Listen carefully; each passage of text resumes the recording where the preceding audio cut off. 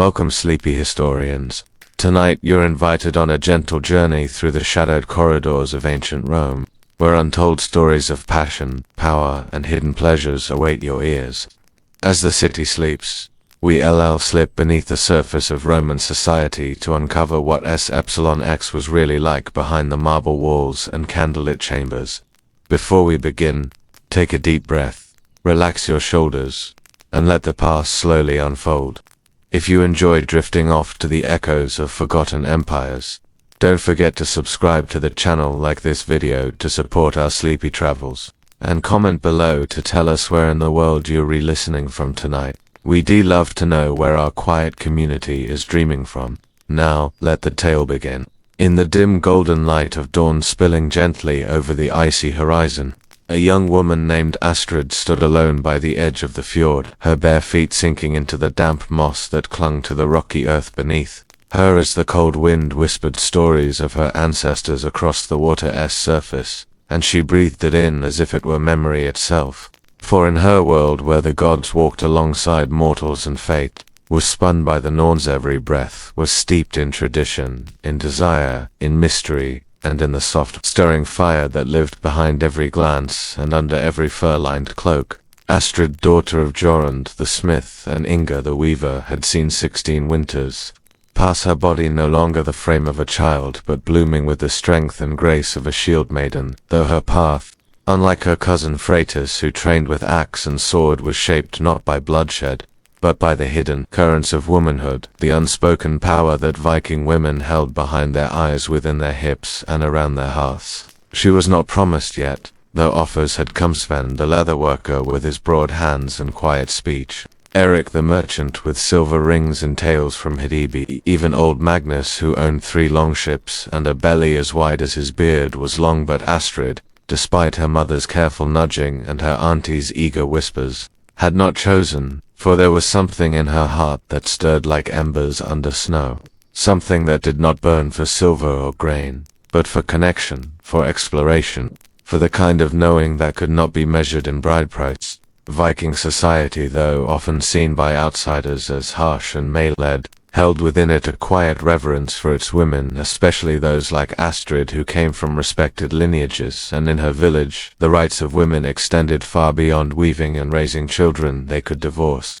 they could claim property, they could speak at the thing if they were wise or bold enough, and most sacred of all, they could shape their sexual destinies with a freedom whispered about by women in other lands only in candlelit secrecy. From her mother and her grandmother before her, Astrid had learned not just how to spin wool and bake rye bread, but also the sacred herbs that eased childbirth, the runes carved beneath bed frames to bring fertility, and the old songs that Viking women sang when they were alone with one another, songs that spoke of longing, of hunger, of bodies pressed together beneath furs, while snow howled outside and the fire crackled like laughter in the dark. Her own desires had begun to bloom in stolen glances and fleeting dreams, the brush of skin when she helped Freytis bathe in the river, the rasp of a voice when Olaf the Skald recited verses of Freya and her many lovers, the feeling of her own breath catching in her throat when she lay alone at night, imagining not marriage but touch, not obedience but fire. Among the Norse, S3X was not a forbidden topic, but a living part of life's cycle, something to be honored, joked about, debated, and even sung of during feasts. And though men often spoke the loudest, it was the women who knew its real power, the way they could use it to bind alliances, to gain status, to express pleasure, or to rebel in ways that warriors never could. Astrid had listened closely when the older women spoke, sometimes thinking they did not know she sat nearby with her needlework, their voices drifting like smoke from the hearth as they told stories of brides who tamed cruel husbands with wit and charm, of lovers met in the shadow of the mead hall, of secret rendezvous beneath the aurora's shimmer, and of the goddess Freya who wore a cloak of falcon feathers and chose her lovers freely, even challenging Odin in matters of lust and love. It was said that Viking women, especially those of high status, could take lovers even after marriage, if their husbands were away too long at sea, and that a woman betrayed could cut her own path through the law, demanding justice and even vengeance if wronged. And Astrid, though not yet wed, imagined what it would be like to wield such power, not cruelly, but with the same grace her grandmother had when she sang old ballads, her voice soft but commanding as snow falling in a still wood. One afternoon, as the sun hung low and red above the hills, Astrid wandered into the woods beyond the village, carrying a basket of herbs in her thoughts, when she came upon a glade where the moss grew thick and the silence was sacred. And there she met Leif, the woodcutter's son, whose eyes were the color of storm-tossed seas, and whose smile came slowly, like thaw after winter. They had spoken before of fish and firewood and the coming harvest, but this time their words were different, slower, softer, like two streams joining in a quiet pool, and when he touched her arm to steady her on a root, the world seemed to still around them, the trees leaning closer, the birds holding their breath, and in that moment, Astrid felt not just seen but understood. Over the weeks that followed, they met in secret places: the old shed behind the goat pens, the berry thickets down by the river, the abandoned longhouse near the edge of the marshland. Though they had not yet lain together, their closeness had grown rich with tension, with unspoken questions and lingering touches that made Astrid's skin sing like a harpstring plucked in moonlight. She had asked her grandmother, once in a rare moment of bravery, what it meant to give yourself to someone not as a duty but as a choice, and the old woman had looked at her with a gaze both kind and sharp, saying, "When you know, you'll feel it not in your belly or your bones, but in your breath. If he makes you breathe deeper, or forget to breathe at all, then he is worth knowing in that way." And so Astrid waited, not because she was afraid, but because she respected the sacredness of what she held. This power of saying yes, of offering herself not as prize or possession but as a flame to match another's fire. And when the moment came, she wanted the gods to smile, not because it was ritual, but because it was true. The time would come when the snows melted and the feast of Ostara would bring music and mead and bonfires that reached for the stars. And Astrid would walk beside Leif, not as a betrothed or a conquest, but as a woman who had chosen, who had listened to the stories of her mothers, who had felt the pulse of her own desire and dared to follow it. But for now, she knelt in the glade once more, her fingers trailing through the wildflowers as the wind tangled in her hair, and she whispered a prayer to Freya, not for marriage or fortune, but for wisdom, for pleasure, and for the strength to be herself in a world that already gave her more power than she had ever fully understood. And as the seasons shifted, and Ostara crept closer on the wheel of the year, Astrid found herself moving through the days like a woman caught between two tides, one pulling her toward the rituals and responsibilities expected of a daughter of good stock, and the other luring her deeper into the uncharted waters of longing, of becoming, of knowing herself not just as a name in her father's line, but as a being lit from within, carrying her own legacy stitched into the flesh of her thoughts and the rhythm of her breath. The village prepared for the coming feast with a kind of fevered energy. Young men carved new runes into their shields. Girls gathered wild onions and garlic to flavor the med-roasted lamb, and the older women wove long garlands from dried flowers and bones to hang in doorways to ward off jealous spirits. Astrid moved through it all like a shadow wrapped in fur, helping where she was needed, laughing when it was polite, but always thinking of Leif, of his voice like warm iron, of the way his fingers brushed hers as they passed baskets of roots or jugs of milk, of the silence they shared that was more intimate than 100 spoken words. She dreamed of him now, not every night, but often, in half-waking flashes where her body felt more real than the world around her, where she imagined his weight beside her under woolen blankets, his breath warming the hollow of her neck, his voice saying her name in the dark like a secret only they understood. It wasn't lust alone that stirred her, it was that aching curiosity, that sacred yearning to feel what her grandmother had described, to lose and find herself in another's hands, not as a girl giving something away, but as a woman choosing to open like a blossom to spring. Her mother, Inga, watched her closely in those days, saying little but noticing much, for she too had once been 16 and full of questions. One night, as the wind howled beyond the walls and the fire cast dancing shadows across their faces, Inga offered Astrid a cup of hot birch tea and sat beside her in the hush that only mothers and daughters share.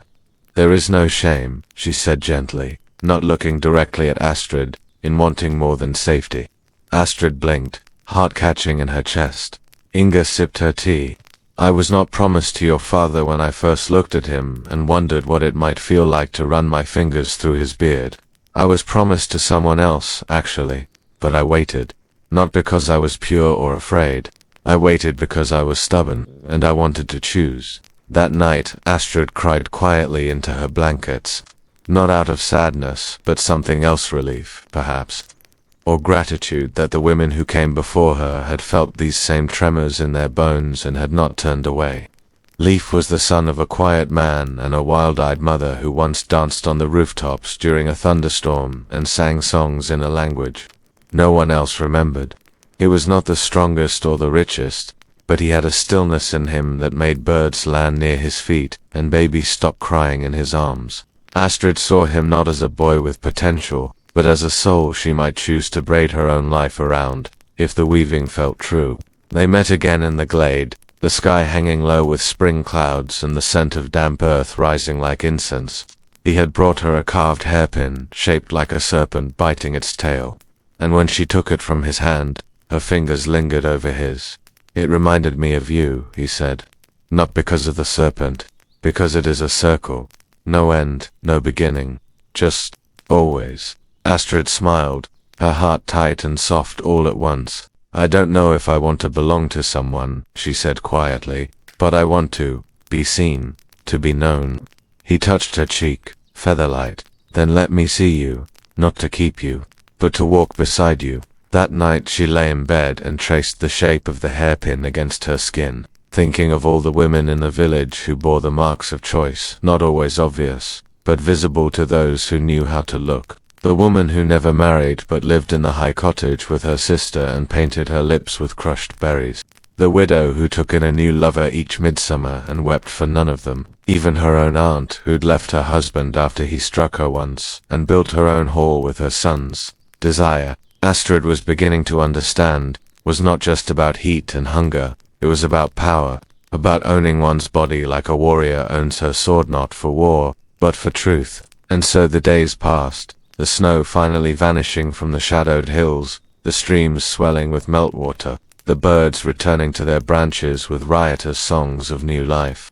Ostara drew near, and with it, the feast, the moment when spring was welcomed with drink and fire and dancing that stretched far into the night. Astrid stood with her mother, helping to prepare the feast bread, her arms dusted with flour, her thoughts far away. She imagined what it might be like to dance with Leif under the aurora's flicker, to walk barefoot through the smoke of the bonfire, to whisper her name into the hollow of his throat. But the village was not without watchers. Not everyone was blind to the quiet blooming between Astrid and Leif, and not everyone approved. Magnus, the old shipowner who had once offered to cows and a bolt of silk for her hand, still eyed her like a man watching a prize slip from his grasp. He had spoken to her father recently. She'd heard them murmuring by the forge, voices low, words like duty and alliance floating through the smoke. Astrid knew then that her window was not endless, that soon others would try to shape her fate, but Freya's daughters were not made to bend like reeds.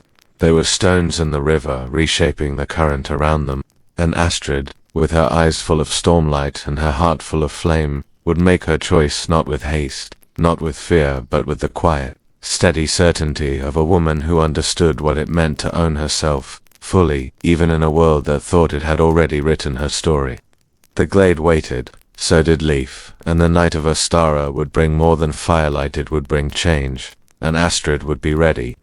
The feast of Ostara came upon the fjorda like a long-awaited tide, the last fingers of snow retreating to the shadowed crags, while the meadows below began to flush with stubborn green, and in the village the air thickened with the mingling scents of roasting meat, pine resin, and the faint sweetness of mead poured generously into carved wooden cups. Every sound, the clatter of iron pots, the laughter of children chasing one another between longhouse doors, the rhythm of drums and the low hum of chanting braiding together into the living heartbeat of a people shaking winter from their bones. Astrid, wrapped in a deep blue wool gown that her mother had embroidered with threads dyed from woad and madder, felt the weight of eyes upon her, not heavy with judgment, but curious. lingering because she had grown in the last seasons into a presence that could not be ignored. Her hair loosed in the wind except for a single braid threaded with a strip of leather, the sign of a woman unbound to husband or household yet, and her movements carrying that unspoken self-possession which the older women recognized, and the younger ones envied without quite knowing why.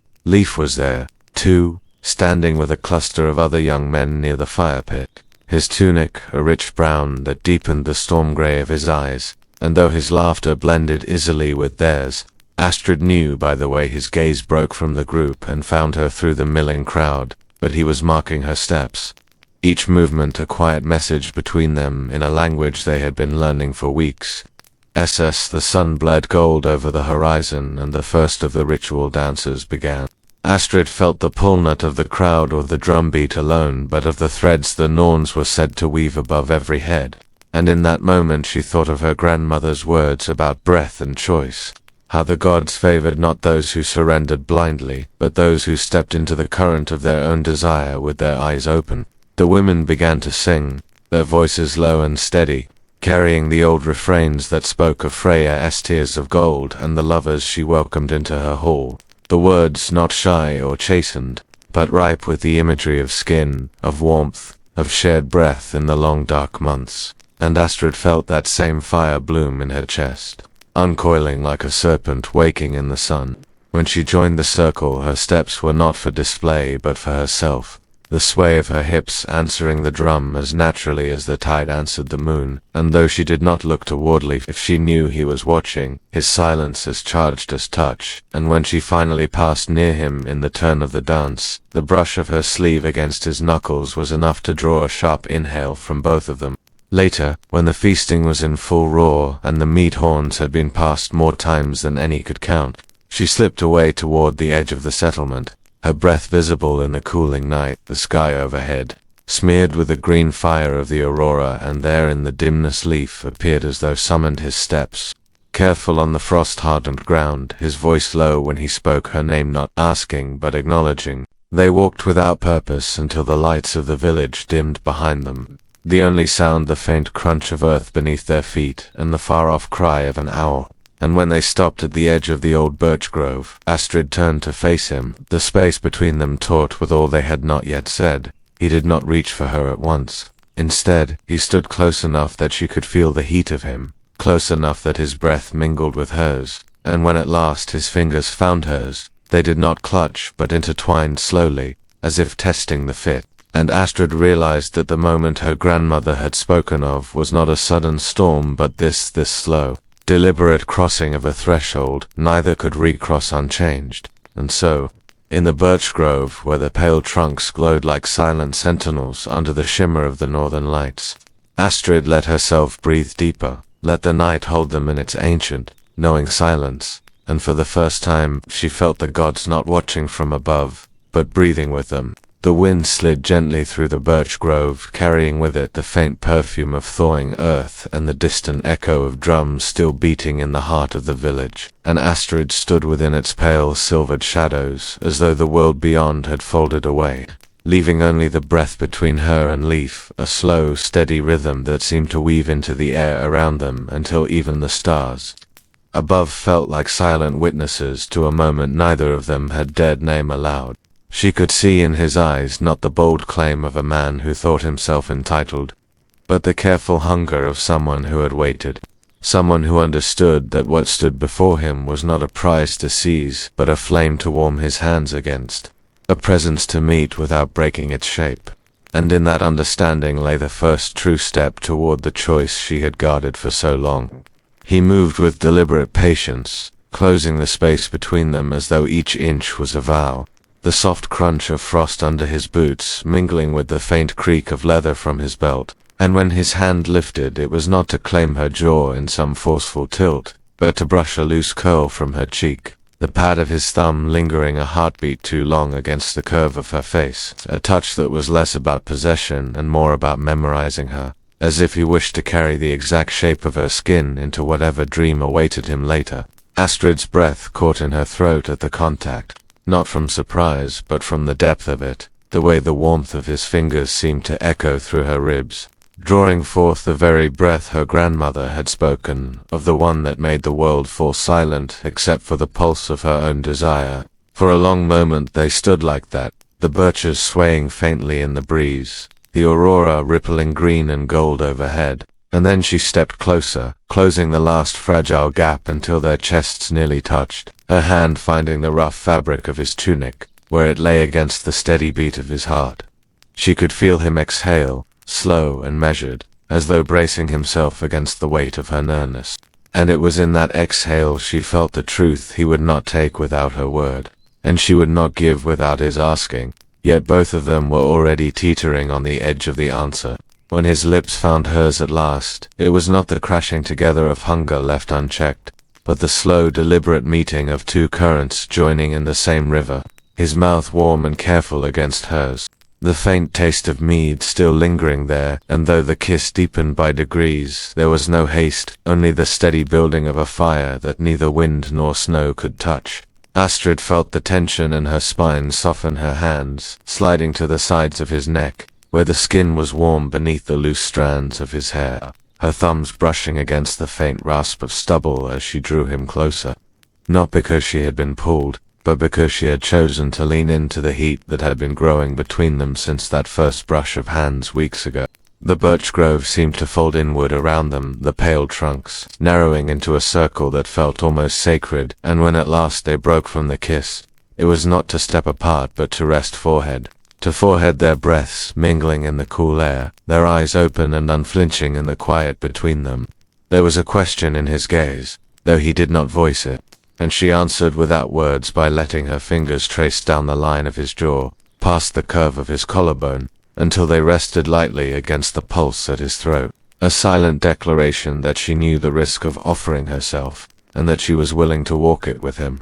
They spoke little after that, the language of their bodies carrying more truth than any verse could have, their steps slow as they left the grove and made their way toward the darker hills beyond the village, where the lights of the settlement could no longer reach them and the land opened into a hollow known only to hunters and those who sought solitude. Here, the grass still lay flat from winter's press, and a great stone jutted from the earth like the prow of some ancient ship, its surface warm from the day's brief sun, and it was against this they sat, the sky above them wide and alive with color, their shoulders brushing in that half-accidental, half-intended way that marked the boundary before all other boundaries could be crossed. Leif spoke then, his voice low and steady, telling her of his winters spent alone while his father hunted in the far north, of the loneliness that settled in the bones like frost, of the warmth he had found not in the hearth, but in the rare company of those who made him feel less like an echo and more like a man. And Astrid listened without interruption, the weight of his honesty settling into her chest like another kind of touch, one that went deeper than skin. She answered not with stories of her own, but with the tilt of her head against his shoulder, the quiet surrender of leaning into him without expectation, knowing he would hold her there not because she was fragile, but because she was not. It was in that stillness, that shared space between the words, that she felt the shift, not a grand shattering moment, but a quiet realignment, as though the threads the Norns had spun for them had just tightened, pulling their fates a fraction closer. And when his hand finally found hers again, the gesture was so simple, so unadorned, that it felt more intimate than the kiss they had shared. She thought then of the old songs, of the women who had chosen not the strongest or the wealthiest men, but the ones who had seen them as more than the sum of their beauty or their dowry, and she knew in her marrow that Leif was becoming, piece by piece, the man worth knowing in that way.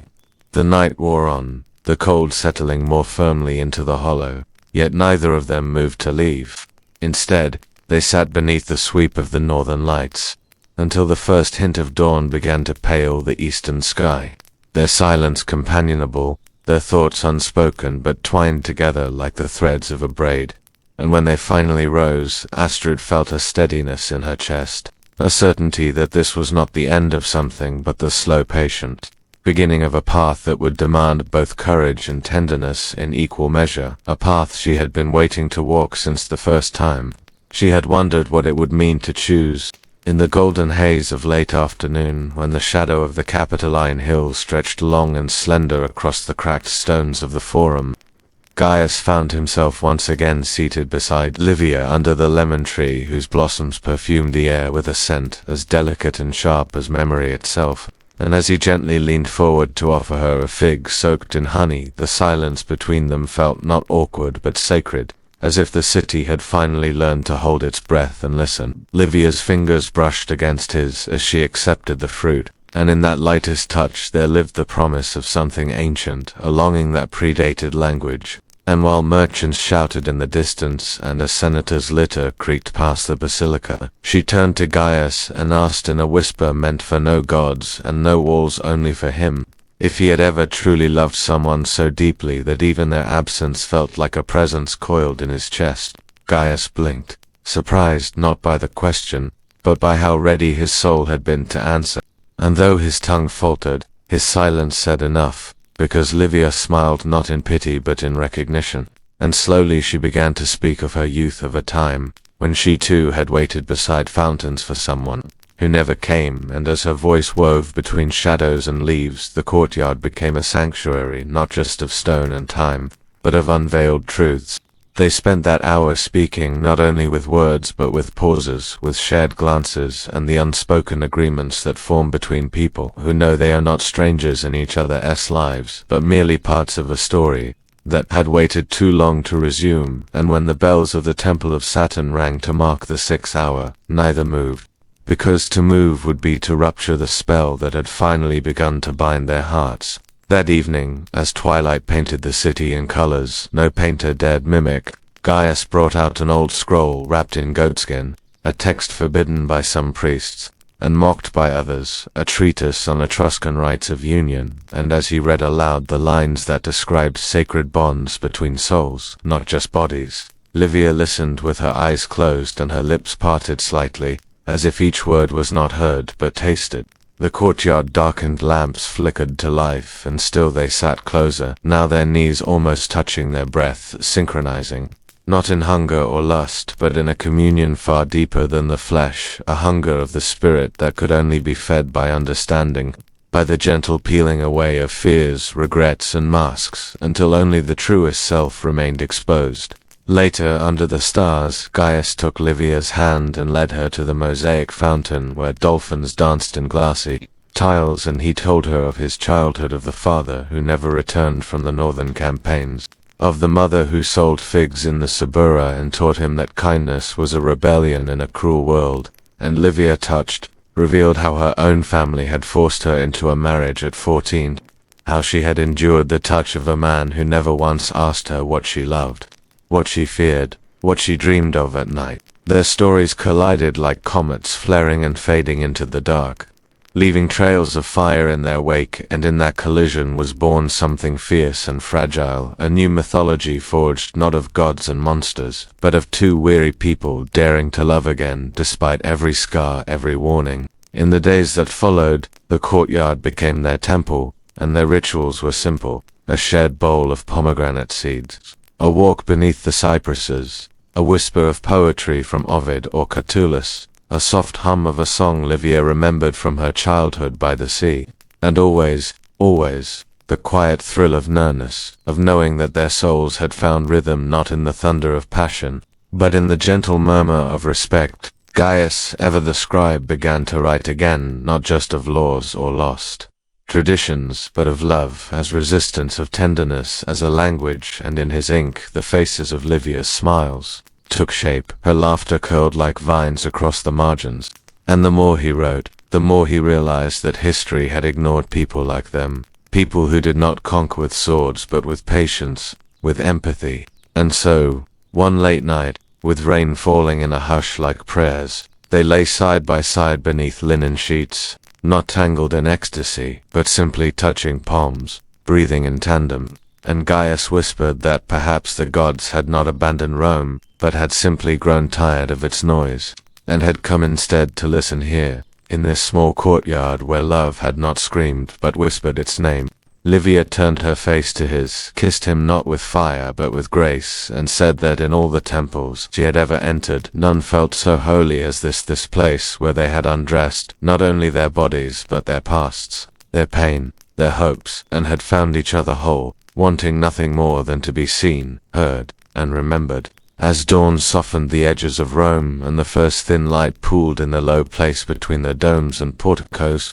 Gaius woke not to the heavy clank of commerce, but to the remembered weight of Livia's hand in his, the ghost of her warmth pressed against the inside of his palm like a small private sun, and with that memory he rose carefully from the linen, where they had rested side by side, moving slowly so as not to tear the fragile spell of the night as he dressed and lit his lamp, because the world beyond his door felt different now, thicker with meaning, as if the city had folded an extra layer of watching into its usual bustle. And when he stepped into the street he found that even the pigeons seemed to pick up their feet and move aside for him, with a new kind of reverence, as if they too understood that some histories deserve gentleness. Yet Rome was not simply a benevolent witness, and while the tender hours carried a sweetness that had not existed for him before, Gaius knew the city's appetite for gossip as well as for spectacle, and with the same reverent steadiness with which he recorded the intimate past, he resolved to protect what had bloomed between them by walking the line between discretion and honesty.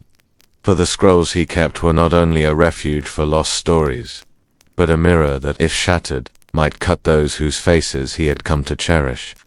That morning he took to wandering through markets where the citrus and saffron scents braided with the harsher notes of fish and leather, stopping to buy a sprig of myrtle as though its small green leaves could anchor the new tenderness in his chest. And when he returned to the shop he found Livia already there, seated at the low table with a cup of wine cooling beside her, her hair laced into a braid that left a few soft strands to frame the oval of her face.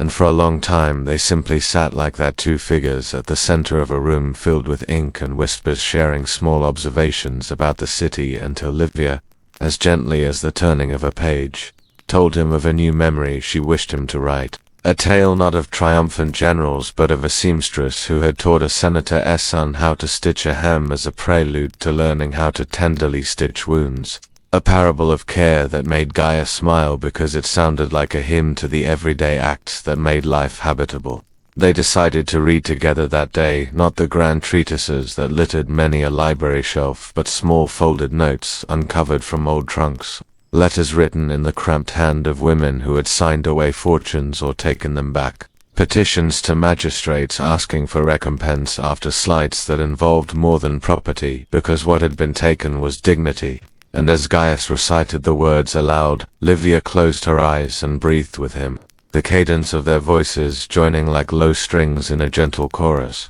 And in the pauses they would cross not to dwell on scandal but to imagine the way a mother's hand steadied a frightened chest, or how a whispered apology could be a kind of deft healing that Empire's laws never learned to value. And she slid nearer until their knees touched under the table in a small, steady confidence alliance, a physical punctuation to a conversation that had become a form of slow communion. In the days that followed their private rituals expanded a little. A shared lunch beneath the fig tree, a mutual exchange of herbs, Gaius bringing fennel and lavender from a market where an old apothecary still remembered the names of gods in tongues, now foreign, Livia responding with a jar of marjoram tied with a scrap of ribbon, and, once impulsively, she took him by the wrist and led him through a narrow lane to a fountain half hidden behind a curtain of vines, where old women sometimes dumped cracked amphorae and where a troupe of traveling players had painted small temporary masks on the water's surface for children to chase. And as they watched the simple joy of those little faces skimming reflections, Gaius felt the tight coil of worry inside him loosen, because Livia's laughter, when it came, landed in him like gentle rain, and even his old unquiet memories softened for a time in its wake.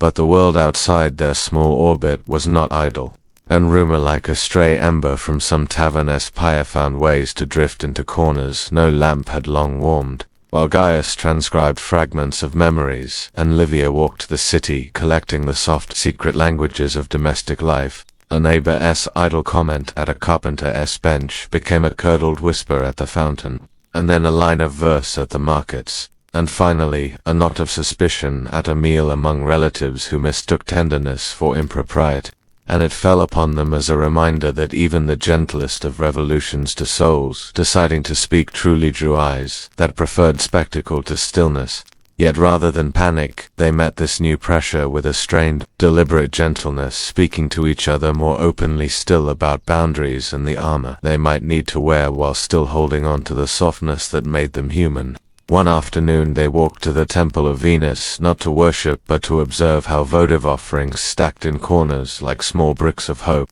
and there among the clay phalli and tiny painted dolls, Livia paused before a little plate signed with a child's clumsy prayer, asking for a mother's smile, and she whispered that all of their small acts of care were, in a sense, offerings too, not for gods with marble faces, but for one another and for the future generations, who might read these pages and know that tenderness had been possible even in a city that loved exhibitions more than secrets. And Gaius, touching the rim of the clay plate, felt again how this project of remembrance's pen and her memory woven together could make ordinary lives sacred by sheer attention. At night they sometimes reenacted lines from the poets, not to behave like characters, but to learn how to let words become compass points for feeling. Octavia's verses on the subtle skill of taking pleasure with respect to passage from Catullus on the quick flash of desire and the longer burn of Carol, read aloud in the hush between lamps so that each cadence reverberated against the plaster like a small rite. And once when Gaius read a piece about two lovers separated by war, who send one another simple tokens, an arrowhead, a braid, a coin stamped with a memory, Livia pasted the tip of a leaf against the margin and smiled, and those tokens in their modesty became the new language by which they signaled safety to each other across the city's unpredictable noise. Yet life's complications deepened when an old man of the neighborhood, a relative of a woman whose honor he had once publicly defended, came to the shop with a petition about a scroll Gaius had copied years earlier that mentioned a scandalous liaison. The petitioner's voice was not only angry but pried open with naked civic hunger, as though to him scandal was a spice to be flaunted, and though the scroll in question had been burned as a favor to a widow and archived only in Gaius's private chest for memory's sake, the mere suggestion that the past might be fished up brought to the surface the precariousness they lived under, how a single misread line could turn compassion into condemnation, and for the first time Livia found her hands trembling not from the thrill they shared, but from a genuine fear that those who read history without tenderness might step in and write with cruelty across living hearts. They met that evening on the roof of Gaius's shop under a sky smeared with the slow passage of clouds, and he told her frankly how he would never publish anything to shame a living soul, and that his scrolls were for remembering, not revenge, while she, in return, showed him the scrap of a letter she had collected a woman's plea to a local praetor that had been ignored, because it spoke about desire rather than down payments, asking whether the laws of Rome truly served its people or merely polished the egos of the powerful, and there, under the indifferent stars, they pledged to keep the archive as a sanctuary, a place of careful preservation, not of gossip. And to that vow each tied their subtle signer ribbon of thread knotted twice worn beneath clothes as an invisible covenant between them and the forgotten, as the months folded into one another with the slow grace of the seasons. The small temple they had made of pigeons and ink grew not into a public shrine, but into a magnet for those who sought repair, a widow who wanted a proper telling of the man she had loved and who had been recorded only as a footnote, a young slave with freckled hands who offered to copy texts, in exchange for 2 hours of reading each night, a teacher who had preserved a pupil's crude love poems and who wished them not burned but bound. Each such visit reinforced Gaius's conviction that history was not only an instrument of control, but could also be an instrument of mercy, if handled with both honesty and discretion. And Livia, watching him receive these stories with the patience of a priestess and the tenderness of a mother, felt a swell of pride that steadied the small anxieties their gossip had stirred. Still, there were nights when the city's roar intruded, the distant sound of a magistrate's triumph, the clinking of coins at a tavern's corner table, the heavy footfalls of men marching to some proclamation,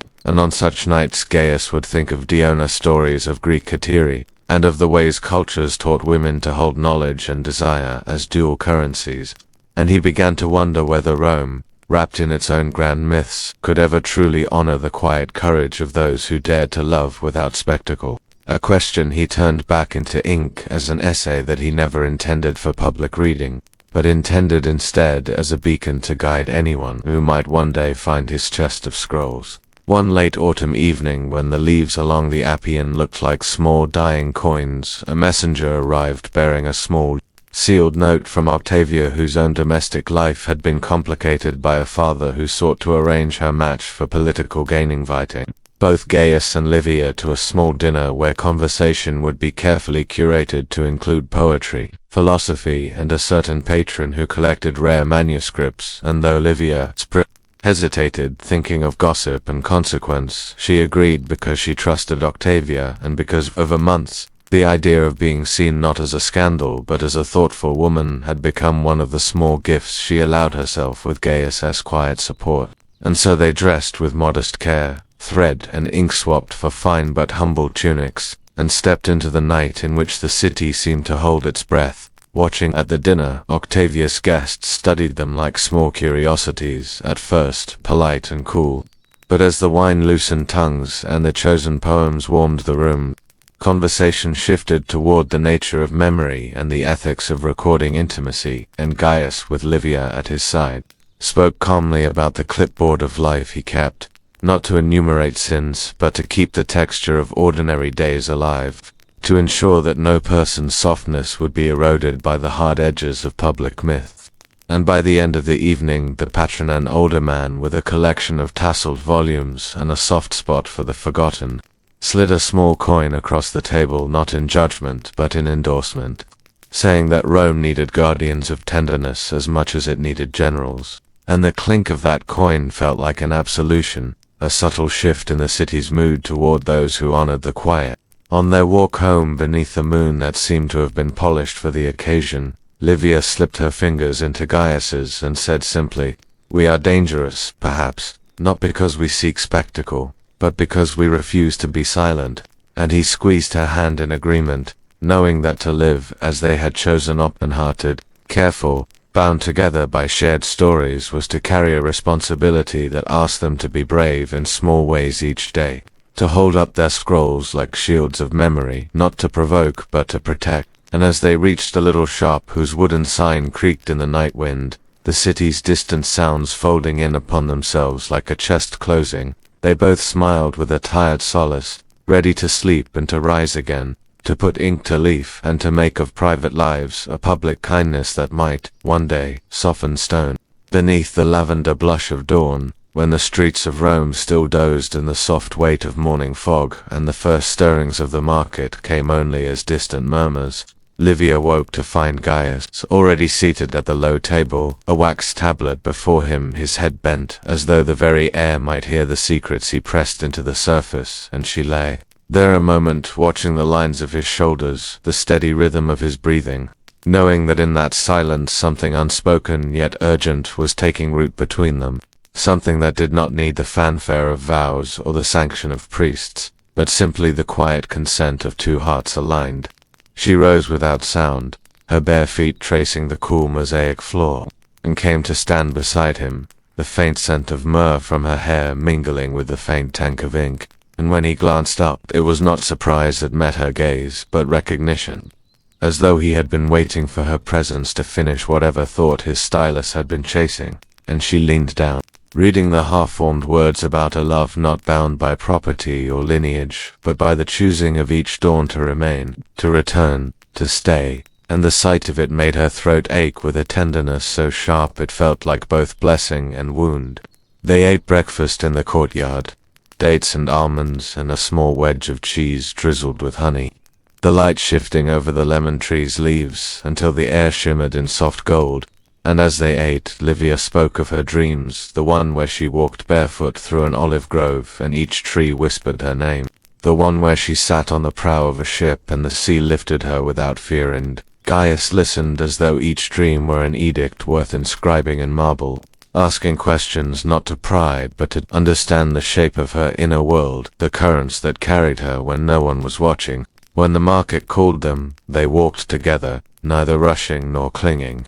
moving through the streets like two streams that knew they would always meet again. And along the way, Gaius paused to buy her a length of deep blue cloth from a Phoenician trader, the kind of blue that caught the light and turned it into water, saying only that it matched the way her eyes looked when she spoke of the sea, and though she smiled, she said nothing, for some gifts could only be answered in kind, not in words. That afternoon, back in the courtyard, she draped the cloth over her shoulders and read aloud to him from a scroll of Sappho's fragments, her voice carrying the delicate violence of longing across centuries, and with each line, Gaius felt the walls of the city recede, until all that remained was the lemon tree, the two of them, and the echo of some truth older than Rome itself. That desire, when tempered with respect, could be as steady as a hearth fire and as wild as the winds that toppled empires. Later, when a storm gathered over the hills and the first drops began to fall like scattered coins on the tiles,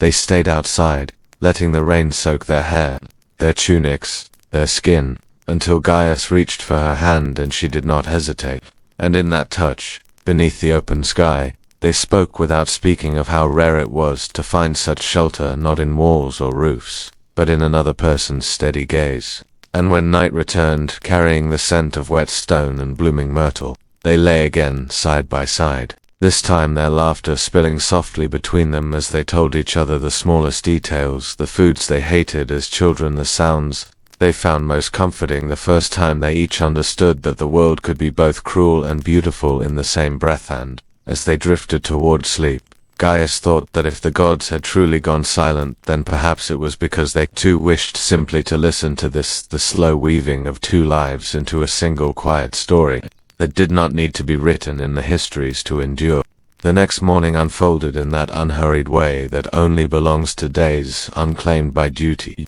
the pale light filtering through the courtyard arch, as if it had been spun from the same threads as Livia's hair, and Gaius, still drowsy from dreams he could not quite hold on to, woke to find her already kneeling by the fountain, her hands submerged in the cold water, scattering crumbs to the pigeons that gathered like small grey supplicants around the mosaic dolphins. And for a moment he simply watched her, thinking how strange and wonderful it was that someone's presence could make the very air seem fuller, as though all the emptiness he had once carried was quietly being replaced by her nothingness. She turned when she felt his gaze, her smile soft and almost teasing, and invited him to join her in the water, saying that the morning was too beautiful to begin in dry comfort, and he did not hesitate, kneeling beside her so that their reflections shimmered together on the surface, blurring into one shape when the ripples moved. And as they cupped handfuls of water and let it slip back into the basin, it felt less like play and more like some unspoken ritual, the kind that roots itself so deeply in the body it no longer needs explanation. They spent the late morning walking the shaded porticos near the Tiber, where craftsmen hammered bronze into delicate filigree and the air smelled faintly of resin and wet clay. And at a small stall beneath a weathered awning, Gaius bought her a pendant carved in the shape of a seashell, its spiral etched with tiny, almost invisible runes, explaining that it had been found in the far north, brought by traders who swore it was meant to carry whispers to the gods of the deep. And though Livia laughed at the story, she slipped it over her neck without protest, her fingers lingering over it as though she could feel the salt air of distant shores. They returned to the courtyard just as the heat began to settle like a heavy cloak over the city. And there, in the dappled shade beneath the lemon tree, they shared figs and wine, their conversation wandering through the hills and valleys of memory. How Gaius once fell asleep during a Senate reading and dreamt of the room flooding with birds. How Livia, as a child, would sneak out to the orchard at night to see if the moonlight could ripen fruit. And each small confession became another thread, binding them, the kind of threads too fine to see but too strong to break. By evening a breeze rose from the west, carrying the scent of the sea, and Livia suggested they climb the Palatine to watch the city's lights kindle one by one. So they went walking slowly, not because they were tired, but because they both understood that the walk was the point, that each step through the amber twilight was another verse in the quiet poem they had been composing together without ever naming it. And when they reached the summit, the city stretched out before them, a scatter of lamps and shadows, a living tapestry in which their own story was now being quietly embroidered.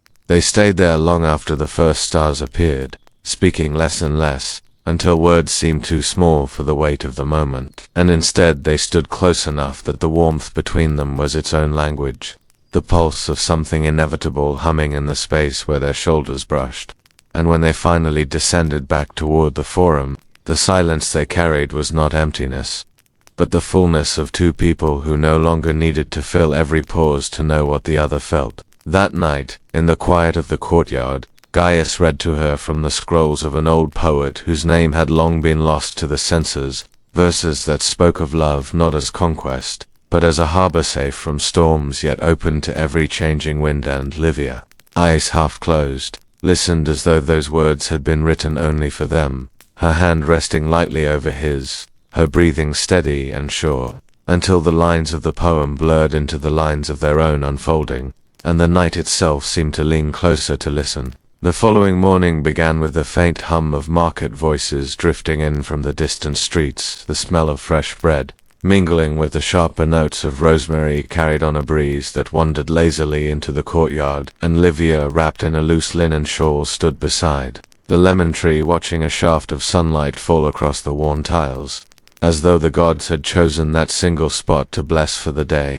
Her face calm yet touched by the faintest trace of thought, the kind that lingers just at the edge of speech. Gaius joined her without a word, carrying 2 cups of watered wine, and together they drank in the quiet, neither rushing to fill it, until at last she told him of a dream, how she had stood on the shore of an endless sea, the waves folding and unfolding like breathing silk, and in the distance a ship approached without sails, gliding toward her as though drawn by something unseen. And though she could not see the faces aboard, she knew, with that strange certainty dreams allow, that the ship had come for her and him. Together, they decided, almost without speaking, to leave the city walls for the day, taking the road toward the Albon Hills, where the air smelled of pine and wild thyme, and the land rolled in green waves beneath the soft gaze of the sky. They passed shepherds, guiding their flocks through dusty paths, children chasing one another between olive groves, and at a small roadside shrine they paused,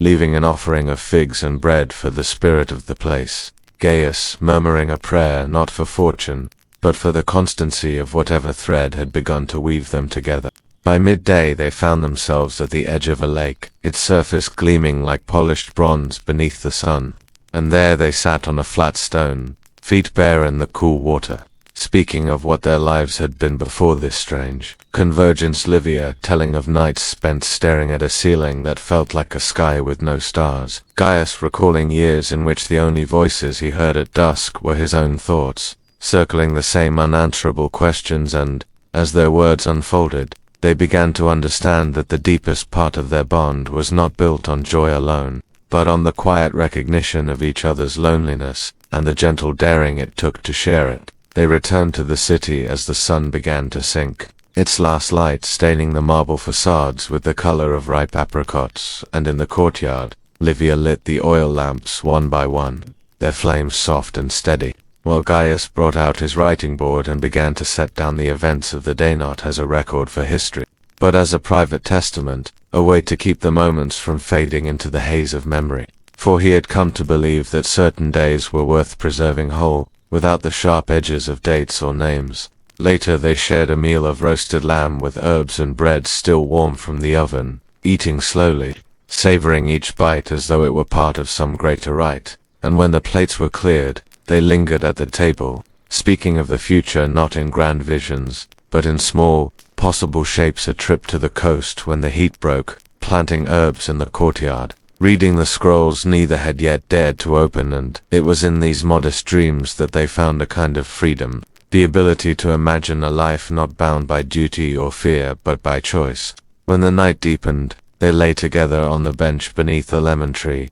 the stars flickering above like embers caught in a slow wind, and without thinking, Gaius traced the shell pendant at her throat, feeling it spiral as though it contained the map of some journey they had already begun. Livia, eyes half closed, placed her hand over his and whispered that perhaps, in another life, they had already walked this path, met beneath this tree, spoken these very words, and the thought, instead of feeling strange, settled into them like a truth they had always known but only now remembered. Dawn found them in a quiet, private kind of orbit, the courtyard already brightening into a pale wash of gold where dust motes turned slow like lantern lights, and Gaius, who had learned to measure days now not by decree but by the cadence of Livia's breathing, rose with that same precise, careful motion he used when unrolling an ancient scroll, as though some small reckoning required him to be gentle with the world, and when he stepped outside the lean of the city settled around him like an old cloak,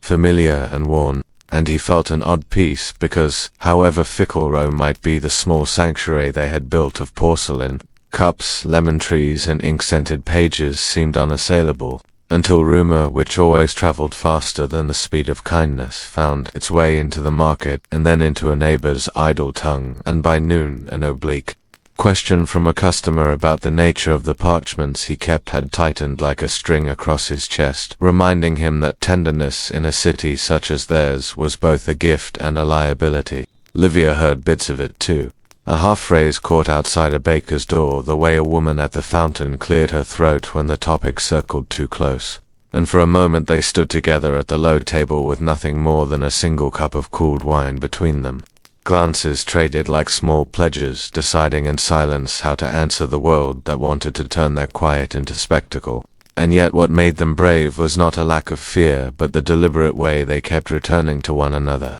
choosing daily not to cloak their tenderness in secrecy for shame, but to guard it from cruelty while still nourishing it openly in the privacy of their own rituals, which were now so many that their lives felt like libraries of small soft actions. The placing of a new sprig of marjoram into a jar, the careful folding of a borrowed scarf left on a chair, as if by accident, the habit of reading aloud only the lines that warmed them like bread.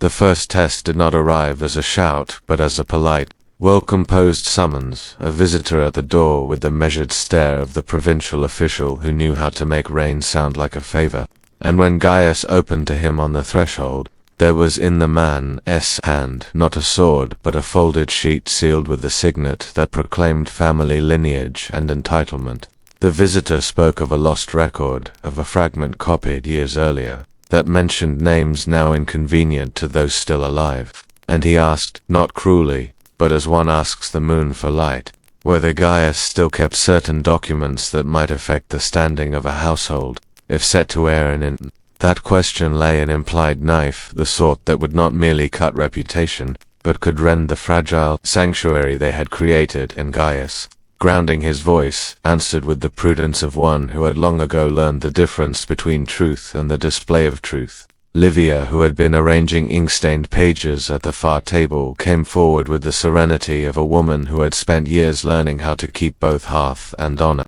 And when the official's polite probing turned toward their private work, she offered a calm explanation that Gaius's scrolls were a private archive compiled for memory and mercy, that nothing was published without consent, that questions of reputation were best handled by magistrates rather than vendors of rumor, and she said it without triumph or bitterness, instead giving the man a mirror of civility he did not expect, which unsettled him as much as any harsh defiance might have done, and eventually, reluctant to scrape open their otherwise modest peace, he folded his sheet and left with only the faint echo of his boots on the stones to mark his visit. Before the echo faded, the courtyard had turned inward, everyone inside. Gaius, Livia, the small slave who copied texts by candlelight, feeling the weight of vulnerability like a new raw garment, but rather than bend beneath it, they set new rules of tenderness like small border stones around their life. They would accept no visitors without a prior note.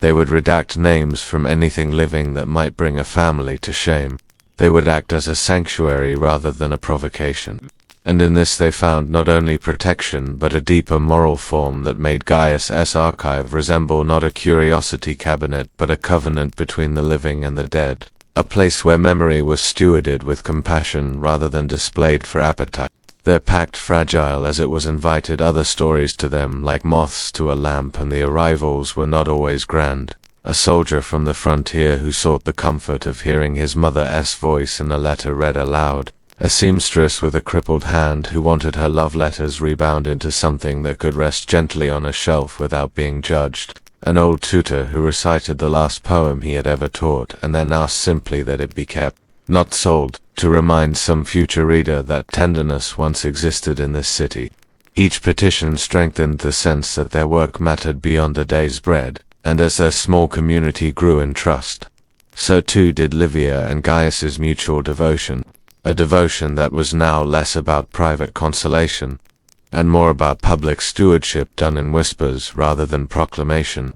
Yet in the midst of this softening of hearts, the raw mechanics of Roman life, that relentless machine of obligation and patronage, pressed in, and it was inevitable that their tenderness would be interpreted, reshaped and tested by forces that could not read nuance. And so it came to pass that one afternoon a veiled woman, her face partly hidden by a borrowed scarf, came to the threshold bearing a tale carved from the kind of sorrow that demanded justice. Her brother had been shamed in the market by a group of men for protecting a woman who would not accept their advances, and though the brother's honor remained intact indeed, the rumor had been sown, and the shame spread, and the woman, with tears she would not let fall for spectacle, asked Gaius to copy her account into the archive, not for scandal but so posterity might know she had resisted, and that her brother had stood for her, and in transcribing her trembling hand into steady ink Gaius felt again why his small covenant mattered, because memory could restore dignity where law often failed. As autumn drew its first breath and the figs gave way to crisp apples, the city's festivals began again, and with them the more public rituals of desire that Rome afforded. Masked banquets where roles could be swapped for a night, performances that rehearsed mythic unions, and markets where lovers bartered promises like trinkets. And Livia, curious and fearless in equal measure, suggested they attend a small celebration in the district where foreign merchants traded their spices, not to join the loudness but to witness the rituals of strangers and understand how cultures shaped desire in so many forms. And so they went, slipping into the tide of the crowd with quiet confidence and eyes wide for the lessons a wandering world might teach them. In that market the two of them watched dancers cut the air with their shoulders, and saw a young couple enact a vow trick borrowed from the north, an exchange of woven cords that would be tied around wrists and kept until the first frost as a reminder of fidelity. And Livia, whose own history had been stitched with a dowry and a harsh measure of obedience, reached for Gaius and whispered that seeing other ways of binding hearts helped her imagine freedoms she'd once thought impossible, and in that whisper lay both a future and a dare, as though to say, we may not reforge all the laws of men, but we can invent our small practices that teach our children tenderness by example. Then, as the wheel of the year turned and the fuller chill of November drizzle settled into the city S-bones, a different demand arrived, not on the door but through a friend of Octavius. A patron who had earlier slipped the subtle coin across the dinner table now wrote to request that Gaius and Livia bring some of their more gentle scrolls to his salon on a certain evening, to be read aloud before a circle that prized erudition and had a taste for the human margins of history. Octavia's note carried a courtesy and a caution, inviting them to be seen but warning them that the salon could be both cradle and crucible. And after a night of consultation, they decided to go together because they now trusted one another's courage, and because being seen in the right way might spread a protective light over the archive that gossip could not easily penetrate. That evening the salon was a room of low lamps and high minds, of scroll-lined shelves and a hush that commanded attention. And when Gaius unrolled the first page he felt the gravity of many eyes, but he also felt Livia's hand lightly on his arm, anchoring him in a steadier sea. He began with the story of a common woman who had risen by seam and wit and song to carve a small independence, and as he read the words aloud, the phrases of household cunning and quiet rebellion rendered in simple, human detail, the room did not erupt with the schadenfreude he had feared, but instead leaned in, some listeners wiping away a private tear, others closing their eyes in recognition, and the older patron, whose fingers had trembled only slightly as he held his cup, leaned forward and declared, with a softness that surprised them both, that the city needed such guardians of memory to remind its powerful men that their decrees did not encompass the true weather of life.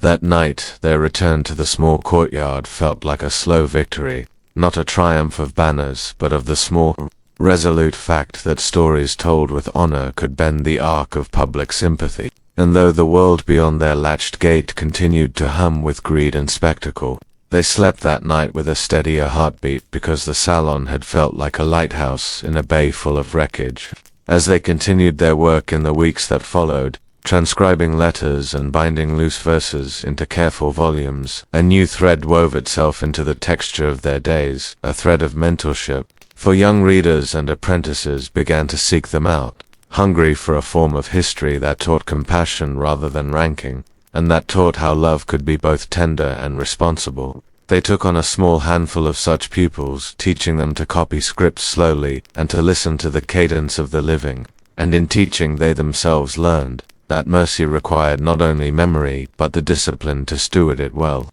And yet, even amid these hopeful developments, the ever-present possibility of loss clung at the edges, as when a small fire broke out in a nearby domus during an unlucky windstorm, and a pile of recently donated letters was singed at the corner, the smoke curling like a small grief through the alleyways. The neighborhood rallied, neighbors bringing water towels and recovered scraps, and the sight of so many hands working together to salvage ink and paper reminded Gaius why he refused to hold everything close and hoard memory for fear of theft. For memory found its resilience in being shared and guarded at once, and the burned fragments only deepened the urgency of what they did: rescue, repair, and rebind. Smoke had barely finished thinning from the night air when a quiet resolve settled between them. The kind of wordless accord that comes when two people have endured a test and recognized in each other not only steadfastness but an instinct for weaving beauty back into the frayed edges of what remains. And so, the next morning, with the courtyard still cool and the lemon leaves trembling in a breeze scented faintly of char, Gaius and Livia began to work, not in haste, but in an unbroken, deliberate rhythm, salvaging those singed letters by trimming the ruined margins, mounting them on fresh sheets, and in some cases rewriting from memory the words that could not be recovered. Each act of restoration a small defiance against the notion that loss must have the last word, and as they worked, a few of their apprentices joined in, their young faces wearing the concentration of those who, for the first time, understood that preserving something delicate was not a task for the timid, but a calling for the quietly relentless. It was during one of these hours, when the courtyard had fallen into that deep, companionable silence where the only sounds were the scratch of the reed pen and the rustle of parchment being turned, that an unfamiliar figure appeared at the gate, a tall man whose travel-worn cloak bore the faint salt stains of sea air, and who carried, under his arm, a bundle wrapped in oilcloth and bound with knotted leather. His voice, when he spoke, was low and edged with the fatigue of long journeys, yet his words were measured with the courtesy of one used to speaking in council, and he introduced himself as a merchant from the northern isles, drawn here not by trade but by a rumor, that in this Roman courtyard there lived a keeper of words who could bind the fragile into permanence without stripping it of its soul. And before either Gaius or Livia could reply, he set the bundle gently upon the table and unwrapped it to reveal a stack of weather-battered scrolls. The ink faded to the color of old tea, the fibers swollen from years of damp, and on the topmost scroll was a name in a script neither of them recognized, yet whose careful curves suggested a hand that had loved the act of writing more than the act of being read. He explained, with pauses that seemed chosen as much to keep emotion in check as to choose his words, that these were the last written remnants of a woman from his homeland, who had died many winters ago, a woman known among her people not as a bard in the public sense, but as a weaver of private songs, verses given to friends and lovers, but never to chiefs or priests. And after her death, storms and careless hands had scattered most of her work until these few had been gathered by chance. And now he feared that without restoration they would be devoured by time, leaving his people without the quiet thread of her voice. And something in the way he spoke, the way his gaze lingered on the burned edges of their own salvaged letters, told Gaius and Livia that this was not merely about the preservation of text, but about the defense of a kind of truth that was never meant for spectacle yet deserved to endure beyond the lifespan of gossip. They agreed without ceremony, but both recognized the kinship between his request and their own unspoken mission. And in the days that followed, the merchant became a silent presence in the courtyard, watching with the patient tension of someone who knows each day might bring either salvation or further loss.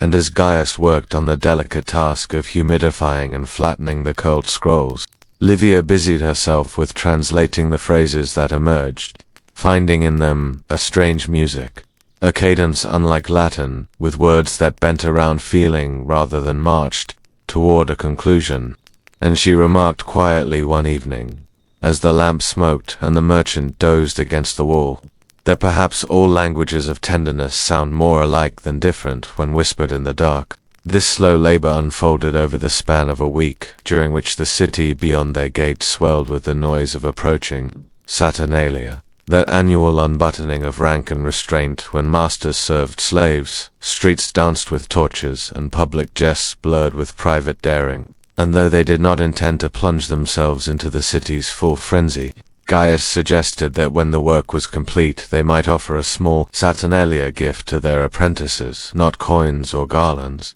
but a reading from the restored northern verses, so that these young keepers of memory might understand that history was not merely marble inscriptions and senatorial decrees, but the intimate words exchanged between hearts, and that such words were worthy of crossing seas to be saved. When the last scroll had been mended and bound in a sheath of fresh vellum, the merchant stood in the doorway holding it as one might cradle a newborn, and though he was a man clearly used to bargaining and trade, he did not speak of payment beyond what had been agreed. Instead, he placed his hand over his heart in the manner of his homeland, and told them that in saving these words they had not merely honored the dead, but had given the living a proof against forgetting. And when he left, the courtyard felt momentarily larger, as though the act of returning someone's voice to their people had cleared a space in which all voices might echo longer. That evening, under a modest festoon of ivy and with a plate of late figs and honey set out on the table, they gathered the apprentices and, in a circle of lamplight, Livia read one of the restored poems in the original tongue, letting its unfamiliar music wash over them before offering a slow translation. And the apprentices, some leaning forward, others closing their eyes, seemed to drink in not just the meaning but the shape of the syllables, and Gaius watched them with the quiet satisfaction of a man who knew seeds were being planted that might flower in years he would never see. The days that followed slid easily into winter's grip, and though the city grew hungrier and more brittle in the cold, the courtyard remained a place of warmth, not only because of the small brazier they kept stoked, but because of the constant motion of hands and voices at work, transcribing, binding, teaching. And yet beneath this surface steadiness, both Gaius and Livia sensed that Rome itself was turning toward a season less hospitable to quiet. Covenants for small murmurs from friends in the forum spoke of new edicts concerning the ownership of certain texts,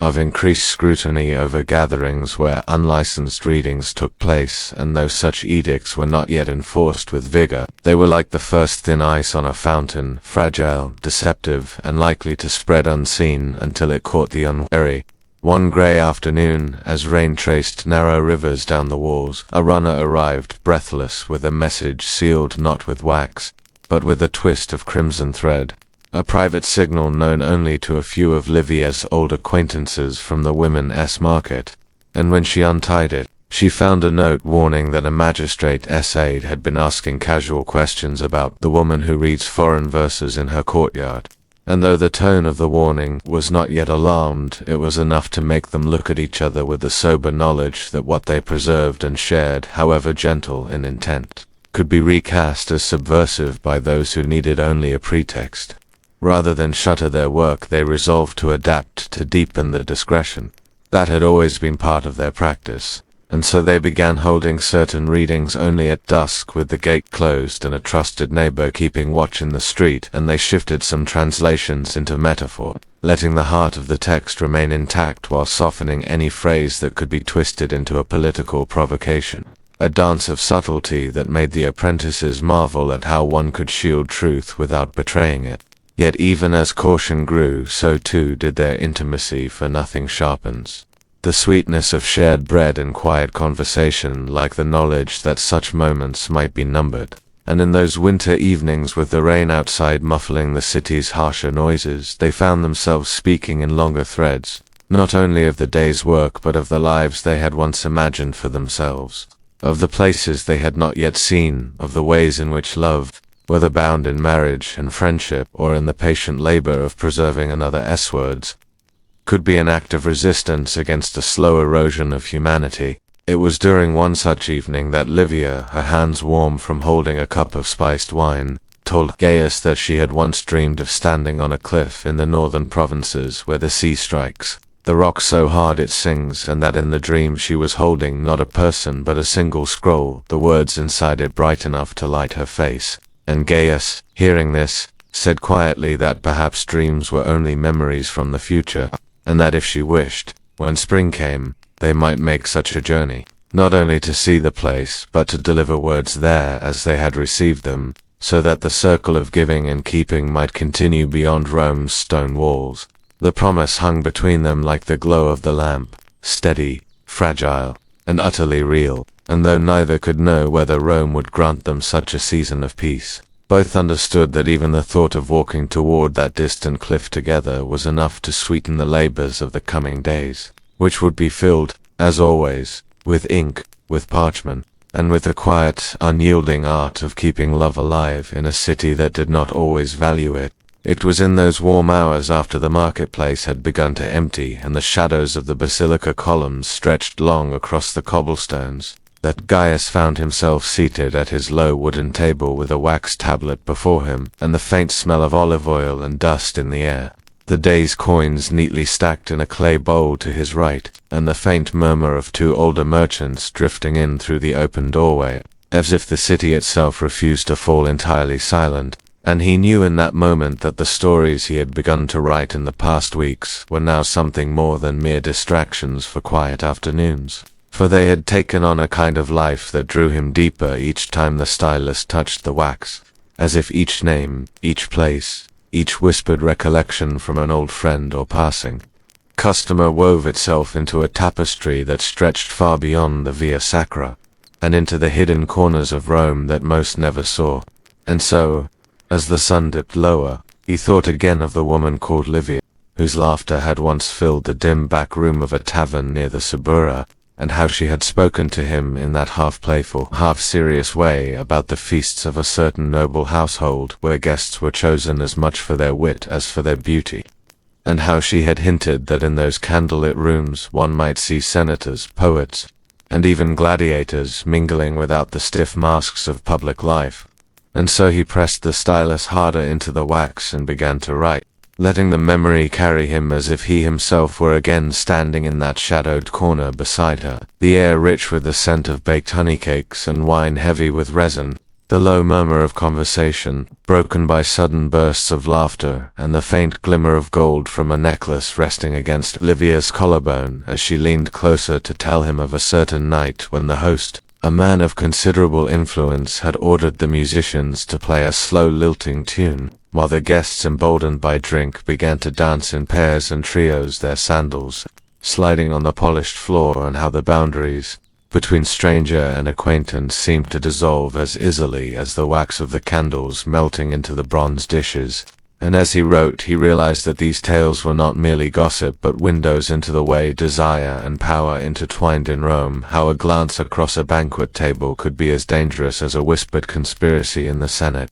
and how the same city that demanded public virtue often celebrated private indulgence with equal fervor. And so he set down every detail Livia had given him, the way the flickering light caught the folds of a silk tunic, the way a cup of wine passed from one hand to another could linger just long enough for fingers to brush the way. The music seemed to slow time itself, until the whole room felt suspended between the world outside and some imagined realm where only the present moment existed. And when his wrist ached from writing, he paused, staring at the half-filled tablet, and wondered if perhaps these stories, when complete, might outlive even the stones of the basilica. For though the city's walls would crumble one day, the human heart's secrets were carved more deeply than marble and less easily broken. And in that thought there was both a comfort and a warning, for he knew that to preserve such stories was to hold a mirror to Rome itself, with all its splendor and all its shadows, and he was not yet certain whether the city would thank him for it. The morning haze still clung to the Via Sacra like a thin veil as Gaius, seated cross-legged on the worn wooden stool inside his narrow but bustling shop, dipped the tip of his reed pen into a fresh pool of ink, and let his mind wander to the fragments of half-forgotten stories that had slipped through the cracks of time. Stories of Rome's quiet corners and loudest arenas, stories that had lived not in the marble monuments nor in the grand speeches of senators, but in the whispers exchanged between lovers pressed against shadowed walls of insula, in the playful banter of street girls leaning from their windows to call down to soldiers passing below, in the warm press of a hand under a linen tunic during a feast where music and wine blurred propriety, in the tearful farewells between a legionary and the wife he left behind, knowing full well the city's streets would tempt her in his absence, in the laughter of a matron who had long stopped caring for gossip, sitting in her garden while a much younger poet read her verses thick with double meaning, and, as Gaius wrote, the nib of his pen scratched the papyrus with a rhythm that matched his breathing, each word pulling him deeper into the current of his memories, until the noise of the street faded to nothing but a distant hum, and the scent of ink and old parchment seemed to wrap around him like a cloak, and he found himself drifting again into the Rome of his youth, when the Forum still smelled of wet stone after the rain, and he was a boy running errands for his uncle, delivering baskets of figs and jugs of wine to the courtyards of houses where laughter spilled into the street. He would glance inside to catch flashes of a courtesan's jeweled anklet or the shimmer of oil on a dancer's bare shoulders, and even then, before he had ever touched a woman, he sensed that beneath the rigid laws and stern public masks there was a Rome that lived in the soft creases of bedsheets and the warmth of bodies tangled together, a Rome that was not spoken of in the Senate, but that ruled the hearts of its people just as surely as any emperor ruled their bodies. And as his hand moved across the papyrus now, years later, he felt a fierce need to preserve it, to catch it before it vanished, to write it not as a moral warning nor as a boast, but as it truly was, messy, tender, selfish, generous, dangerous, intoxicating, because in the end, he thought, it was these private moments, these wordless exchanges, that built the Rome he knew, more than marble, more than steel, more than law itself. And so he bent again to the page, writing of the tavern on the Subura's edge, where sailors from Ostia paid for warmth in cramped back rooms heavy with the smell of lamp oil and sweat, of the bathhouse near the Tiber where senators pretended to discuss politics while their hands drifted beneath the water, of the perfumer's shop where women lingered too long to try a new scent, because the young man behind the counter had eyes that made them forget their husbands, of the poet Martial reciting verses so wickedly clever that even the matrons who claimed to be offended could not help but smile, and of the games in the amphitheater where the crowd's roar was as much for the display of strong, glistening bodies as it was for the contest itself. And as he wrote, Gaius could almost hear again the sound of those bodies, meeting, in battle, in love, in drunken wrestling matches at feasts, where the line between sport and seduction was thin, and in that sound he felt the pulse of Rome itself steady, unbroken, alive. The air inside Gaius's little shop on the Via Sacra was thick with the mingled scent of old parchment, oiled wood, and the faint lingering aroma of incense from the nearby temple, and outside the muffled clatter of wagon wheels over the ancient cobblestones, blended with the distant calls of hawkers peddling figs and olives in the warm midday sun. But within the shop itself, time seemed to move differently, for Gaius sat hunched over his sturdy cedar desk, a quill poised in his ink-stained fingers as if he were a general plotting the course of an unending campaign. Yet the battlefield here was memory itself, the fragile, shifting, and often untrustworthy record of pleasures and scandals whispered across the decades, and his weapon was not a gladius, but words that could outlast empires. And he had decided that before the voices of those who had lived and loved in ways both tender and savage could fade into dust, he would write them down, preserving not merely the acts, but the breath between them, the subtle glances, the half-hidden gestures, the way the sunlight might fall across a lover's bare shoulder, as surely as he would preserve the clang of swords or the speeches of senators. His quill scratched steadily now, and his first lines were not of himself, but of a woman named Livia, who had once ruled the heart of an ambitious magistrate with the same precision. She might command a dinner party, for Livia had been born into a merchant family of modest means, yet she had risen through wit, beauty, and an uncanny ability to read the smallest shifts of mood in a man's eyes. And by the time she was 25, she could walk through the forum and feel the turning of heads not as vanity but as a kind of power. For in Rome, beauty was never merely beauty. It was currency. It was leverage. It was the opening move in a game that might end in marriage, influence, or ruin. And Livia understood that fully. Gaius remembered hearing from an older scribe long since gone to the ashes, how Livia had met Marcus Terentius Varro at a banquet celebrating the end of a particularly costly naval campaign, and how the room had been thick with the smell of roast lamb, honeyed wine, and the musk of too many bodies pressed close in laughter and intrigue. And Varro, already flushed from drink, had watched her across the room, as if she were a rare gem glinting in the torchlight. Yet when he approached, she had not smiled demurely, as other women might, but had held his gaze level, letting the silence stretch until he felt compelled to speak first. And from that moment he was hooked, drawn not by her beauty alone, but by the sense that he was being studied, measured, and though he could not have admitted it, led. In the weeks that followed, their meetings took on the rhythm of a carefully staged play, with public moments of polite conversation in the portico of Octavia, where the frescoed walls caught the afternoon light in warm golds and reds, and private dinners in a modest but well-appointed townhouse, where Livia served spiced dormice and delicate pastries with her own hands, knowing well that a man would remember the sensation of being cared for just as much as he would the pleasures that followed. And in those rooms, behind shuttered windows, their encounters were as much about conversation as touch. For she drew from him not only the weight of his political ambitions, but also the unspoken desires he could never confess in the Senate, desires that were not always for power, but sometimes simply for the quiet relief of being understood. Gaius dipped his quill again, pausing only to glance toward the street where the shadow of the Flavian amphitheater loomed in the distance like a half-forgotten god. And he thought of how stories like Livia's were not merely curiosities but mirrors of Rome itself, where love and lust were tangled in the same threads as politics and war.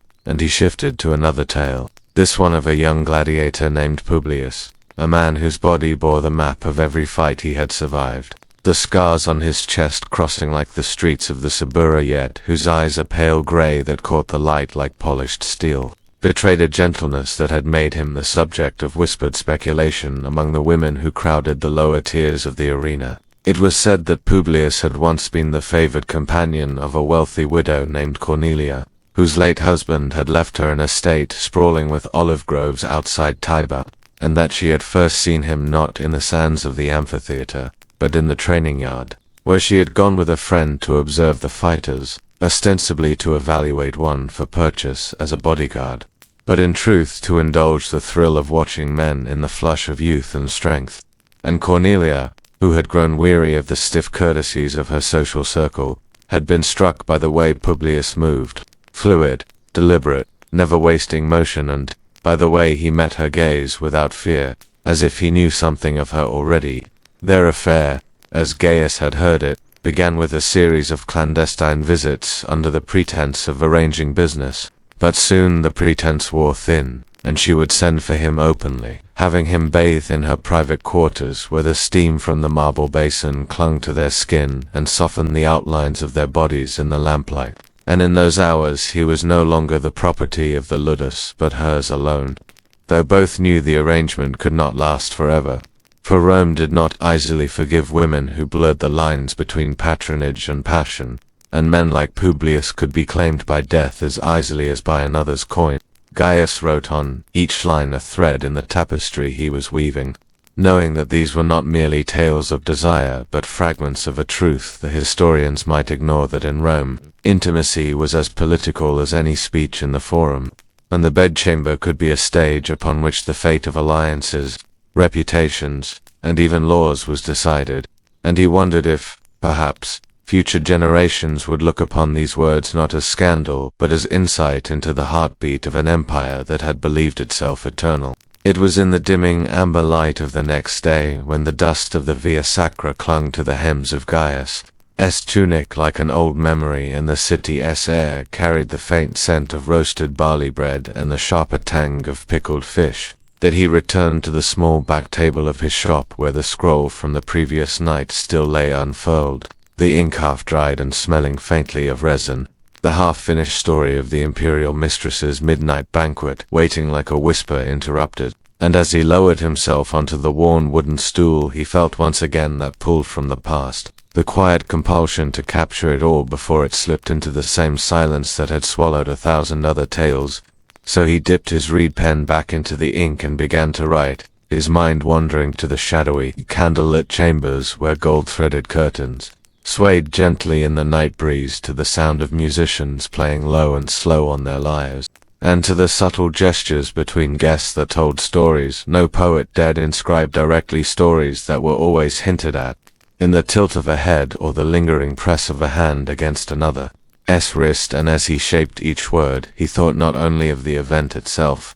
but of the way Rome had built an entire unspoken language of desire, where every banquet, every bathhouse, every whispered conversation in the colonnade could contain worlds of meaning invisible to those who did not know where to look. And in this recollection he found himself once more with Lucius, who, though graying at the temples, still possessed the restless curiosity of a much younger man, for Lucius had agreed to take Gaius to a part of the Suburra that neither had visited in years, a cluster of narrow streets behind the old market where the scents of incense, perfume, and sweat mingled in the air like competing melodies, where the painted signs on the walls promised pleasures as specific and strange as the imagination could summon, and where the taverns were thick with sailors from Egypt, traders from the East, freedwomen in bright-dyed dresses, and men whose sandals bore the dust of roads far beyond the empire's heart. And it was here, in a low-ceilinged room lit by a dozen oil lamps hanging from iron hooks, that Gaius witnessed again that strange Roman balance between the respectable and the forbidden. For at one table a group of senators' sons drank wine so diluted it was barely stronger than water, while at another, only a few steps away, a pair of women laughed as they playfully tugged the belt from a soldier's tunic, and in the corner an elderly scribe, one of Gaius' own guild, was quietly sketching the room in charcoal, perhaps for a fresco commission, or perhaps simply because he too understood that such places were worth remembering. And as Lucius leaned close to Gaius to point out certain patrons, their whispered commentary wove another layer to the scene, telling him who had once been a mistress to a famous general, who was rumored to own half the stalls in the Forum, despite appearing here in simple wool, and who was known for arranging secret meetings in the baths beneath the Basilica Julia. And so the night deepened, the lamps guttered slightly as the oil burned low, and Gaius felt once again that peculiar sensation of walking between two Romes, the Rome of senators' marble and triumphal arches, and the Rome of laughter behind closed doors, where shadows moved like dancers and the truth was always more complicated than the marble reliefs suggested. And it was from this vantage point, with wine warming his chest and the murmurs of conversation wrapping around him like a living tapestry, that he knew the next page of his scroll would have to speak of not just what happened, but how it felt to be among those who lived without fear of the stories others might tell. And so as the hour grew late and Lucius clapped him on the shoulder, telling him it was time to leave before the lamps went out entirely, Gaius carried the scent, the sounds, and the sights back with him to his shop, his mind already racing with sentences so long and winding they would mirror the streets of the Suburra themselves. For in this part of Rome, desire was not an act but an atmosphere, and he was determined to bottle it in words before the night was lost to history. The sun had just begun to sink beyond the distant hills, bleeding orange and crimson into the vast Roman sky, when Gaius leaned back in his wooden chair, the ink on his latest parchment still glistening in the fading light, his mind drifting from the carefully chosen words he had penned about the hidden lovers of the Palatine Hill to the muffled hum of evening life outside his small shop on the Via Sacra, where merchants were pulling down their awnings and street performers were gathering coins tossed by passing patricians returning from the Forum, their laughter and clinking sandals echoing down the marble-paved road like distant music. And it was in this moment of quiet that Gaius felt the weight of the stories still locked inside his head, the tales yet untold, of whispered passions behind villa walls, of nights thick with the scent of wine and sweat, of women and men who had dared to cross the invisible lines of propriety drawn by society and law. He dipped his reed pen again, the tip scratching faintly as it touched the parchment, and began to describe a feast that had taken place many years earlier in the house of a senator whose name he would never write, for though the man had been dead a decade, his family still held great power in Rome, and their wrath could ruin even the humblest scribe. Yet Gaius remembered every detail of that night, as if he had stood in the atrium only yesterday, from the flickering of oil lamps casting golden light over mosaic floors to the sweet tang of Falernian wine that clung to the air, heavy and intoxicating, and the guests draped in fine togas and silks leaning close over low couches, their eyes already bright with anticipation long before the musicians had struck their first note. In the corner of the triclinium musicians plucked soft melodies from their lyres, while a flute poured out a trembling tune that rose and fell like a lover's sigh, and among the guests sat women whose beauty seemed almost carved from marble, their hair coiled and pinned with golden clasps, their lips painted the color of crushed pomegranate seeds, and though they laughed politely at the senator's stories of politics and trade, their glances lingered far longer on the men across the room than on the platters of roasted pheasant and honeyed dormice placed before them, and one in particular, a young woman named Livia whose family name Gaius again dared not record, had eyes that shone with the thrill of danger as they locked with those of a gladiator seated only a few cushions away, a man who had been invited not as a servant of entertainment but as a special guest, for his victories in the arena had captured the city's admiration. Livia's husband, a portly man, far more interested in boasting about his new villa near Boia than in noticing his wife's wandering attention, continued to talk loudly over the music, allowing the subtle dance of glances between the young woman and the gladiator to go unchallenged. And as the night wore on and the cups were refilled again and again, the careful lines of decorum began to blur, the laughter louder, the touch of a hand on a shoulder lingering longer than politeness required, until the host, flushed from drink and eager to show his magnanimity, called for the dancers to enter. They came draped in gauzy fabrics that clung to their bodies with every movement, their bare feet stepping lightly on the cool mosaic floor, their hips swaying in rhythm to the deep pulse of the drums, and the guests leaned forward, eyes half-lidded, letting the music and movement draw them into its slow, hypnotic tide.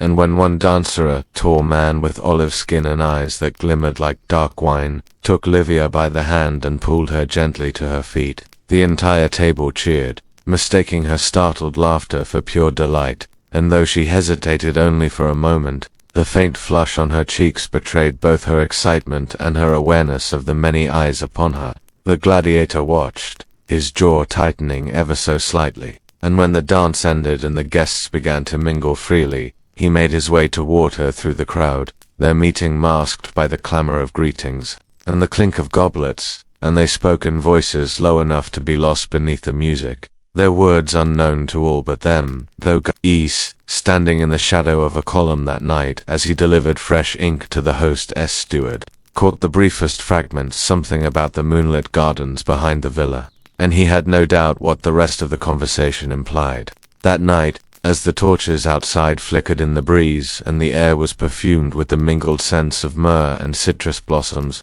Gaius passed through the colonnade and glimpsed two shadows slipping silently into the garden, their outlines vanishing into the cypress trees, and though he could have turned away, some deep curiosity rooted him in place, just long enough to hear the faint sound of laughter, the rustle of silk, the sudden, sharp intake of breath that spoke of a kiss not meant for public view, and he knew then, even without seeing more, that this was one of those moments Rome itself seemed to feed upon, a stolen pleasure, a dangerous risk, the kind of memory that could ruin or immortalize a person, depending on whose lips carried the story. Years later, when Gaius first set down this memory on parchment, he wondered whether Livia's fate had been one of scandal or secrecy, whether the gladiator had been sent away in shame, or had simply disappeared into the chaos of the next festival. But the truth had been lost to time, buried under the city's endless tide of gossip and ambition. And yet in telling it, He felt the weight of all the other nights like it, the countless encounters hidden in the shadows of Rome's splendor, the silk-veiled glances, the hurried embraces behind columns, the silent agreements made with a touch rather than a word. And he realized how much of the city's true story lived not in its marble monuments or triumphal arches, but in these fleeting, private acts that shaped the hearts of its people. That thought lingered as he set down his pen for the night, the light from his small oil lamp pooling warmly over the desk. The rest of the shop shrouded in darkness except for the faint glow from the street beyond, and he leaned back once more, closing his eyes, listening to the distant laughter from a tavern down the road, and wondering what new story might be unfolding even now, somewhere beyond his sight, waiting for someone like him to record it before it slipped away forever into the silence of forgotten time. And so, as the first soft beams of dawn slipped through the narrow slit of the wooden shutters in Gaius' modest workshop on the Via Sepulchra,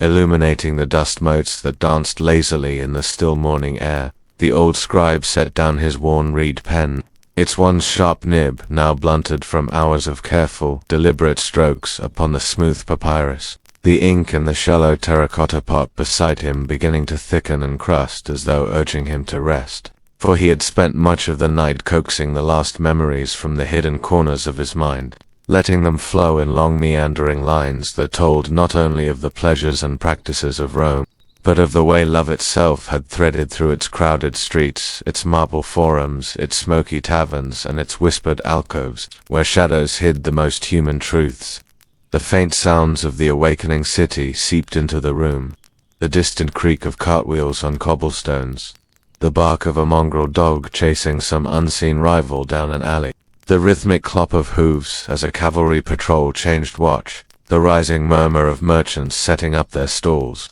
all weaving together into that unmistakable hum that had been the heartbeat of Rome since long before Gaius had first held a stylus as a boy. And with each sound came a reminder that while his stories might soon end on the page, life itself with all its desires, deceptions, loyalties, and betrayals would continue to write new ones in the hearts and bodies of those who lived here. He leaned back on his simple wooden stool, its legs uneven and prone to wobbling, and allowed himself to picture the Rome of his youth, when the scent of fresh bread from the Subura mingled with the perfume of myrrh drifting from a senator's private atrium, when the painted lips of a courtesan could lure even the most pious of men into forgetting their vows, when the laughter of lovers echoed in the dim light of bathhouse chambers, their voices mingling with the hiss of steam and the slap of water against marble, and he realized that what he had recorded was not just a catalogue of acts and customs, but the living spirit of intimacy itself, that strange force that bound soldier to mistress, slave to master, wife to husband, and sometimes,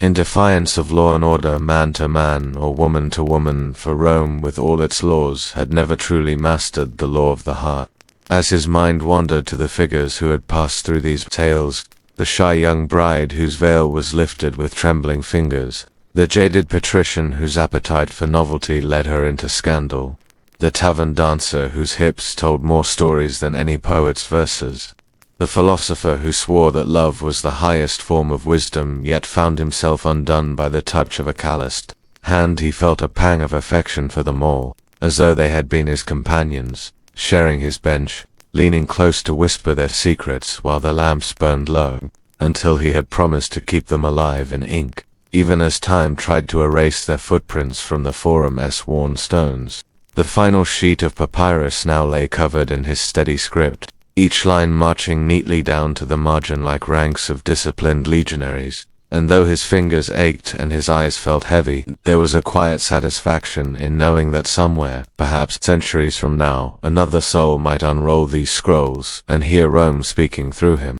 not in the cold language of decrees and victories, but in the warm breathing language of the flesh, in the sighs of lovers and the laughter of friends, in the clinking of wine cups under lamplight and the rustle of sheets in the soft blue glow before dawn. He rose slowly, joints creaking like the timbers of an old ship, and carried the bundled scrolls to the small cedar chest in the corner, its brass hinges green with age laying them gently inside as though tucking in a child for sleep, then closed the lid and rested his palm upon it for a long moment, feeling the faint pulse of his own heartbeat beneath his skin. as if sealing not only the stories, but a part of himself within. Stepping outside, Gaius was met with the cool kiss of morning air, the first rays of sunlight spilling like molten gold down the Via Sacra, glinting off the distant columns of the Temple of Vesta. And he stood there for a while watching the city stir the faces of passers-by, unknown yet familiar, for in each he could imagine a story unfolding, a stolen glance between two strangers, a hurried tryst behind a market stall,